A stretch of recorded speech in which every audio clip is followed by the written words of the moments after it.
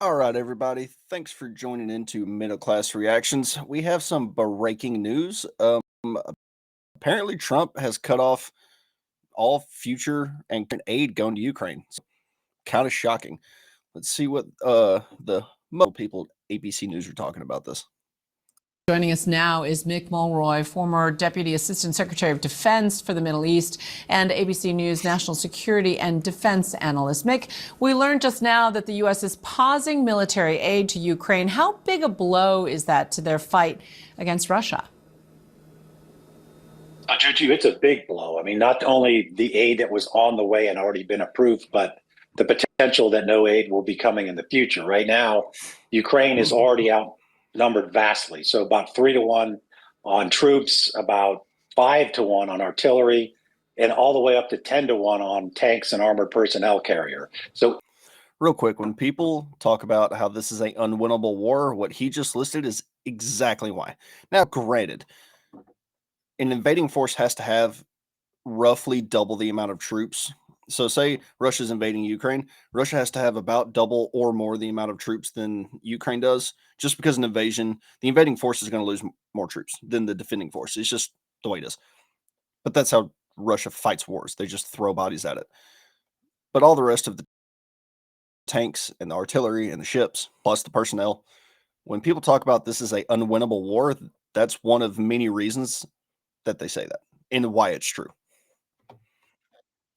So any pause or disruption or stopping of aid to Ukraine will have a big impact on Ukraine in the battlefield. And likely it'll push Russia further away from the negotiation table as they'll see this as a win and things going in their direction. So it could actually extend this war substantially. I know that's not the intent, but that could be what happened, is Russia will have less of an incentive to come back to the table. And that's precisely what Zelensky said. Now, the previous administration, with broad congressional support, I might add, the Congress that's not there anymore, that got voted out in a absolute sweeping victory by President Trump. Let's not forget about that. About $65 billion in military aid since Russia's invasion. Can Ukraine win this war without U.S. assistance? Because we saw European allies step up.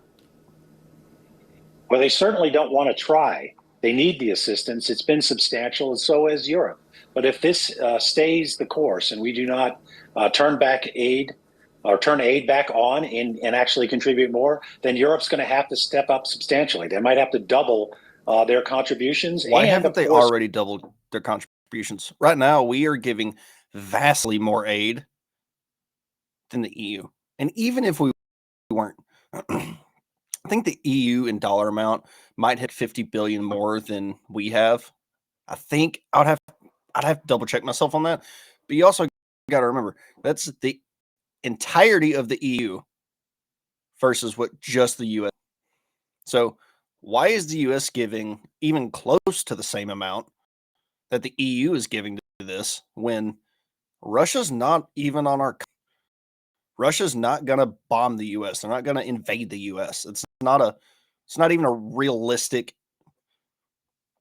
So why are we giving that amount of money and that amount of aid to Ukraine in the first versus what the EU's? Of course, there's also this talk about the frozen Russian assets that are in Europe. They're up to 325 billion. So they could make up for this. But essentially, the way the West could be strong on this is to be united, not cut any aid to Ukraine, and actually threaten Russia with increased aid if they don't come to the negotiation table. It's like he didn't pay attention to this election. Everyone's saying, hey, we're sick of this. Like, do these people just know things? His idea is we should threaten more aid to Ukraine. Is he just insane? Cornbread's not fully cooked in the middle. I don't understand that. And I also know what he means to get Russia to the negotiation table. They're already at the negotiating table. Trump's already been talking to him. Don't know why he's not putting that part in there. Russia's already at the negotiating table, and Russia's willing to make a deal with Trump because they know Trump will hold his end of the bargain. I genuinely do not understand this. table. There has been almost no discussion of what Russia would give up for this, or whether they would be even willing to negotiate a ceasefire. Did we not? Wasn't it like 4 or 5 days ago? Everybody was completely livid that Trump was talking to the Russians of negotiations, and what the media said was Zelensky wasn't invited. It's not what happened. Zelensky said he wasn't going to go. He didn't mention that tidbit there, did he? But Russia's already at the negotiating table. They said, hey, we want this to end. We want a ceasefire. We don't want to be here. Russia's been saying that for 3 years. Or like to ceasefire. And of course, this dramatic pause comes on the heels of that disastrous Oval Office meetup on Friday. How could this move impact U.S. and Ukrainian relations moving forward? Well, certainly that was a setback for the relationships between the two countries, but ultimately it's a much broader question than personalities, even the personalities of presidents. This is in the U.S.'s interest to ensure Russia is not successful in Ukraine. If they are, they could easily move on to another country, potentially even a NATO country. It is the United So this guy thinks that country that with the aid the U.S. is giving Ukraine, that Russia hasn't been able to take Ukraine yet. This guy thinks that Russia is going to go through Ukraine and then take what, Poland, Finland, Norway. So it's funny to me because on one hand, these guys will say, and I don't know about him specifically, but the common argument that you'll hear is that, oh, Putin and the Russians aren't that strong of an army. That's why Ukraine's been able to keep up item. And then on the other hand, you'll hear, oh, if we don't stop the Russians, they're going to move all the way through Ukraine and then all the way through Europe so they can get the original Soviet Union back. It's like, which is it? Which one? And the same thing, they'll say, oh, Russia, Putin's not that dangerous. He's old, he's mental, he's senile. He doesn't know what he's doing. He's bluffing. And then on the other hand, that when it comes to this part of the conversation, they'll say, oh, he's got nuclear arms and the U.S. isn't going to step in to stop him. Which is it? You can't have both. You can't have your cake and eat it too. It's like, well, which one? Is Russia weak and not willing to do anything? Or is Russia so strong that they're going to push through the rest of Ukraine and Poland and the rest of Europe? Which one is it? United States versus Russia. It's not the United States versus Ukraine. Ukraine is a country that's 28 times smaller than Russia. The United States versus Russia, they could easily move on to another country, potentially even a NATO country. It is the United States versus Russia. It's not the United States versus Ukraine. They're openly saying now that it's the U.S. versus Russia, like we're in a proxy war with Russia. But now these guys are coming out and just straight up saying they're in a war with Russia now.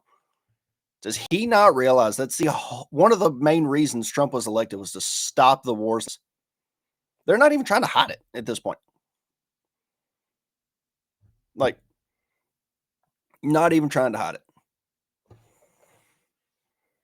These are the same kind of people that back in the invasion of Iraq that they would have told you that, oh, we're going over there to protect our freedom because that's why they hate us. They hate us for our freedom. It's just not true.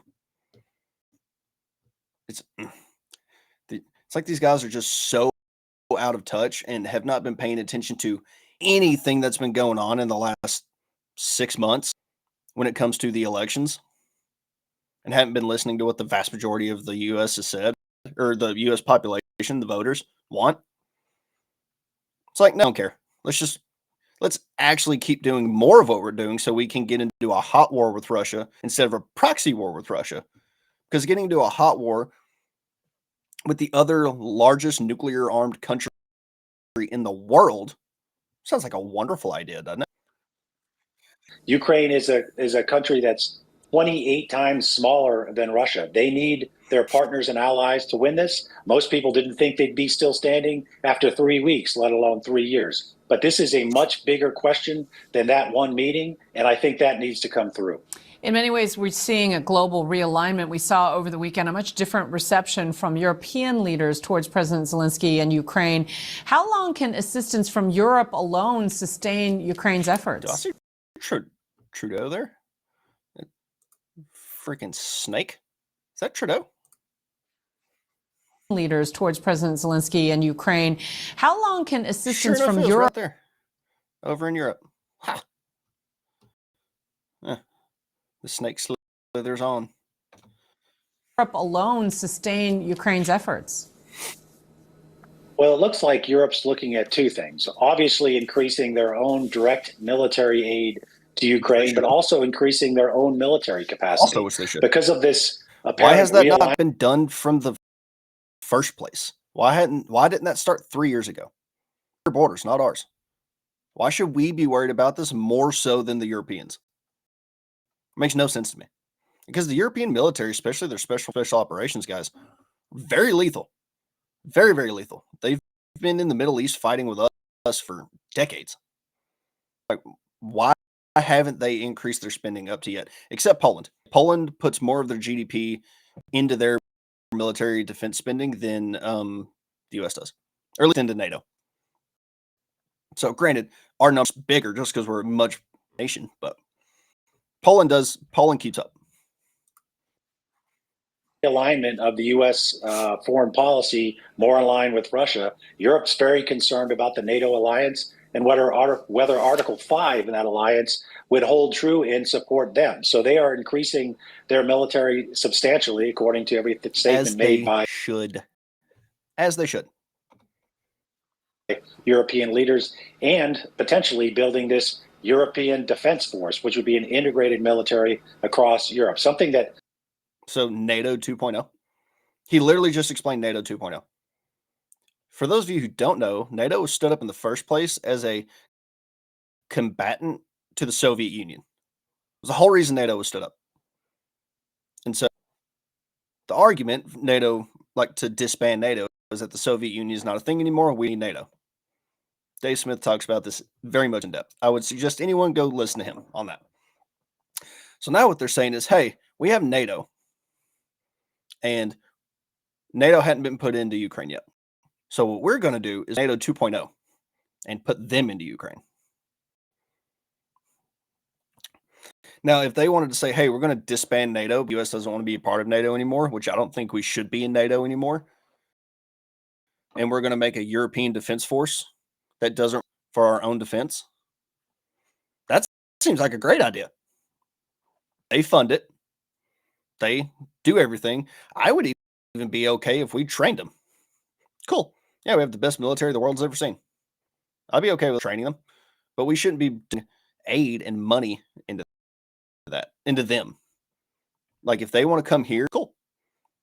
I'm sure our soft guys would love to get into some sim rounds training with those guys. Be a great time. But that would make more sense to me than NATO.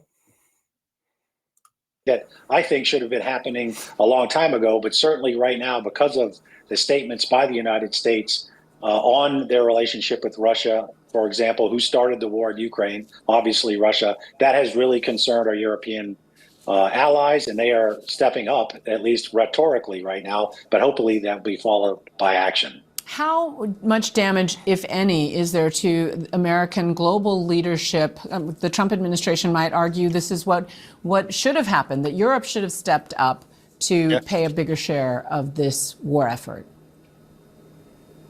And I certainly think there's a case to be made, not only for a bigger share of the war effort, as it's right on their doorstep, but the fact that Europe really has let their militaries not be what they should be, because they could always rely on the United States. And I think they should always rely on the United States. But why? Why should they rely on us?